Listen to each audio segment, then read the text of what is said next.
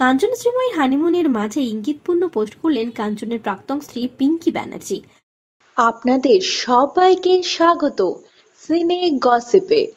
মালদ্বীপে জমিয়ে হানিমুন সারছেন কাঞ্চনা শ্রীময়ী। একাধিক মুহূর্ত ভাগ করে নিচ্ছেন সামাজিক মাধ্যমের পাতায়। দেখা যাচ্ছে দুজনে প্রেমে একেবারে হাবুডুবু খাচ্ছেন।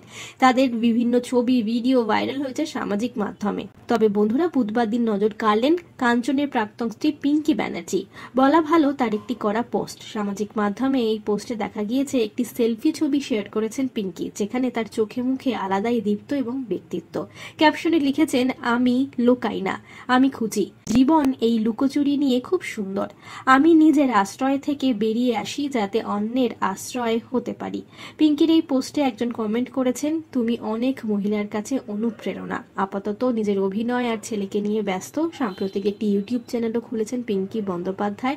প্রাক্তন স্বামী নিয়ে সেভাবে কথা বলতে রাজি নন তিনি, তবে তাদের ছেলে ওশ থাকতে চায় শুধু মায়ের কাছে। পিঙ্কি স্পষ্ট করেছেন, বাবার সঙ্গে যোগাযোগ রাখতে আর কোনোভাবেই রাজি নয় 10 বছরের ছেলে ওশ। অন্যদিকে সোশ্যাল মিডিয়ায় হানিমুনের নানান ছবি ভিডিও শেয়ার করে ট্রোলের শিকার হয়েছেন কাঞ্চনা শ্রীময়ী।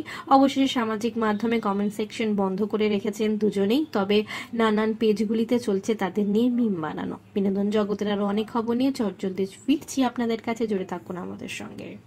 আমরা হলাম সিনে গসিপ, জুড়ে থাকুন আমাদের সঙ্গে, সাবস্ক্রাইব করুন আমাদের এই ইউটিউব চ্যানেলটি।